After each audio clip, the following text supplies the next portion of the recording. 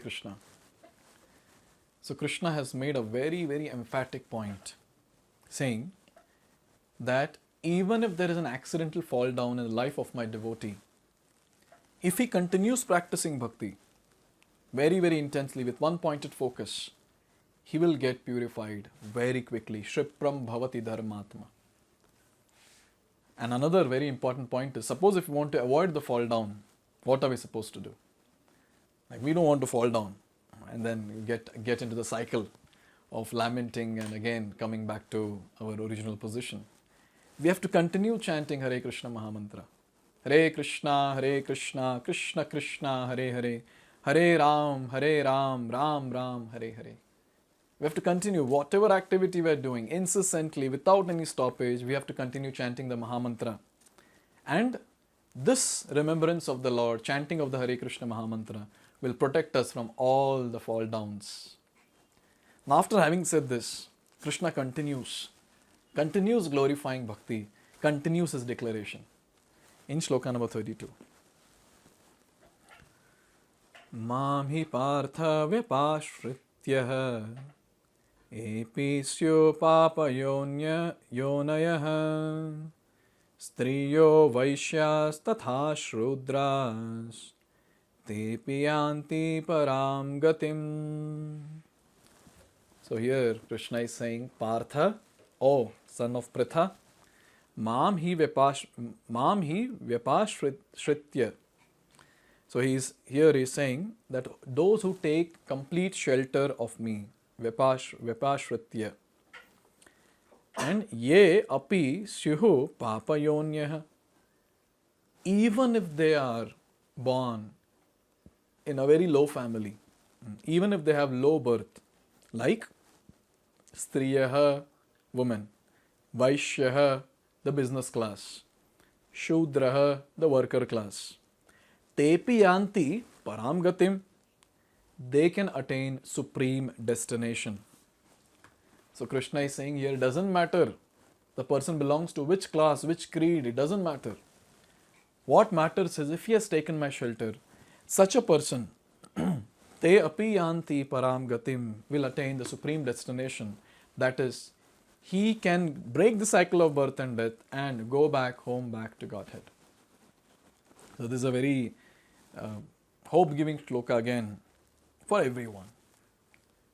Because this particular shloka is talking about the glories of devotional service. How glorious is this wonderful path of devotional service to Lord Sri Krishna. There is nothing called as class, there is nothing called as gender, there is nothing called as status. Here, what matters is pure devotional service practiced by the devotee. Here it is said, it is clearly declared here by the Supreme Lord that in devotional service there is no distinction between the lower and higher classes of people.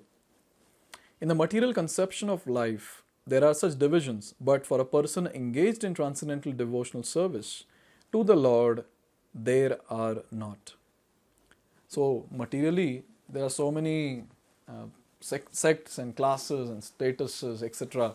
are made. But then when it comes to spiritually, when it comes to bhakti, there is no difference. Why? Because everyone is part and parcel of Krishna. Everyone is eternally connected to the eternal Father Krishna.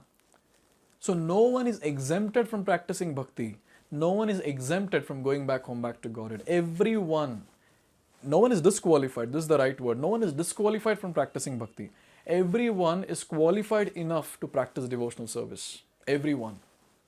So this particular shloka makes it very clear that each and every living entity, each and every human being is eligible to practice devotional service. It is stated that even the lowest, who are called Chandalas, can be purified by association with a pure devotee. Therefore, devotional service and the guidance of a pure devotee are so strong that there is no discrimination between the lower and the higher classes of men. Anyone can take to it. Now, here, a very important point is made. Now, a person might be very sinful. A person might be very degraded. But then still, if he comes in touch with a pure devotee, a person who has attained Krishna, a person who is in direct touch with Krishna, such a person will make sure that he purifies the sinful person. Because he has the power. He has the power to purify. So it is very important to understand that we don't have any power to practice bhakti. We don't have any power to purify ourselves. But then Krishna is all qualified, is all powerful. And a pure devotee of Krishna, Shuddha Bhakta, is also very, very powerful. And a pure devotee of the Lord, they are like rescuers. They are there on this planet. They are just roaming around to rescue people from here and there. So this is a very important point to note, that if we come in touch with a pure devotee of the Lord, automatically we'll get purified. Not by our endeavors, by the mercy of the pure devotee. And we are so fortunate. Every single day, we are coming in touch with a pure devotee like Srila Prabhupada through his purports of Bhagavad Gita and various other books. When we hear the lectures of Srila Prabhupada, the pure Vani from his lotus mouth enters our ears, and that purifies our heart. So being in constant touch with the pure devotee is very, very important. Bhakti cannot be done alone. We cannot attain perfection alone. We cannot. Because we are under the clutches of three modes of material nature. Sometimes we might do nice bhakti, sometimes we might fall down. But then if we have the intervention of a pure devotee in our life, that pure devotee will keep pulling us up and throw us back home, back to Godhead. That's what a pure devotee does.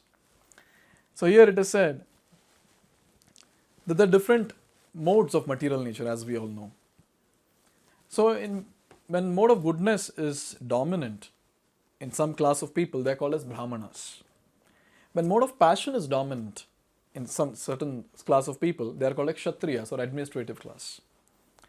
And when there is a mixture of mode of ignorance and passion dominant, such class of people are called as Vaishyas or business class. And when only mode of ignorance is dominant, such class of people is called as Shudras or worker class. But here, whom are we talking about? We are talking about Chandalas. We are talking about the dog eaters.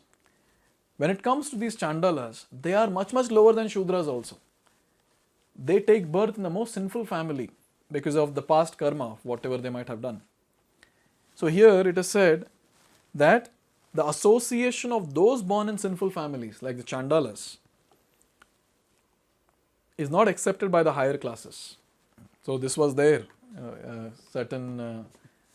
some good number of decades back, where the so-called higher class of people would not accept these people at all, the lower class ones. But the process of devotional service is so strong, the pure devotee of the Supreme Lord can enable people of all the lower classes to attain the highest perfection of life. So again it is mentioned here that a pure devotee does the magic. We might not be qualified. We might be the most sinful person, might have done so many sinful activities in the past life or a past of this life, the current life. We might have committed so many sinful activities, and we might have so many sinful tendencies in the heart. But a pure devotee of the Lord who is there, he is so merciful, he is so compassionate that he just picks everyone up, with his potency, with his devotional potency, he will infuse the pure devotional service in the heart even of a sinful person and make him eligible to go back home, back to Godhead. That's what Srila Prabhupada did. Srila Prabhupada went to West, and there people were completely sinful. They were breaking all four regulative principles. They were hardcore meat eaters. They used to take alcohol and so many intoxicants. And like this, we see that when it comes to the Westerners who were there, they were at the core of committing all the sinful activities. In fact, it is described that illicit sex was something which was very normal to them. Gambling, playing with money was just normal to them. But then when Srila Prabhupada went there without discrimination, he gave Mahamantra to everyone and made everyone become qualified to go back home, back to Godhead. Today we see all those people who were called as hippies, now they have become happies in the association of Srila Prabhupada. They have become purified by the practice of devotional service. This is the power of pure devotee. Only a pure devotee can make change in our lives. We ourselves cannot do anything. Not possible at all. Here it is said that this is possible only when one takes shelter of Krishna. As indicated here by the word Vyapashritya, one has to take shelter completely of Krishna, then one can become much greater than great jnanis and yogis. So this is the crux of this particular verse, Vyapashritya. We have to take complete shelter of Krishna.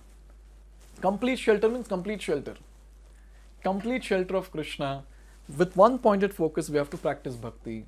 And we have to pray to Krishna intensely that please send your own associate, your pure devotee in my life.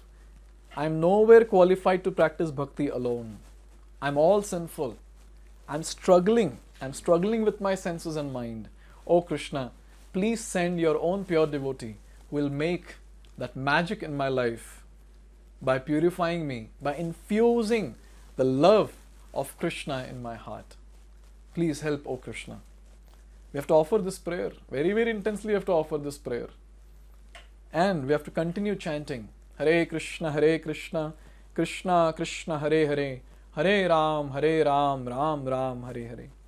It is said when Krishna sees our sincere endeavor in practicing devotional service and eagerness to attain Krishna this very lifetime, when he sees the seriousness that is there and sincerity that is there in our everyday practice, Krishna personally sends a pure devotee in the life of the practicing devotee.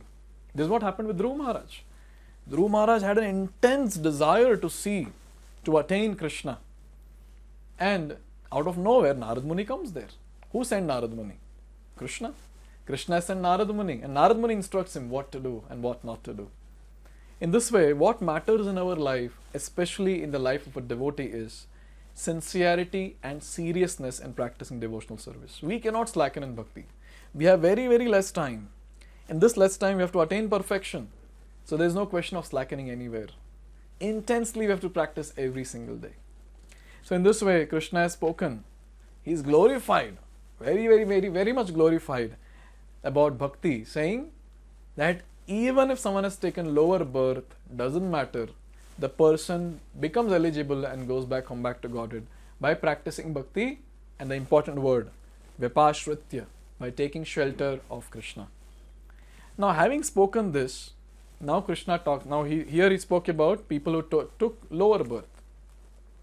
Now he's going to speak about, what about those people who have taken higher birth in very nice families? What about them? What is the destination that they will attain?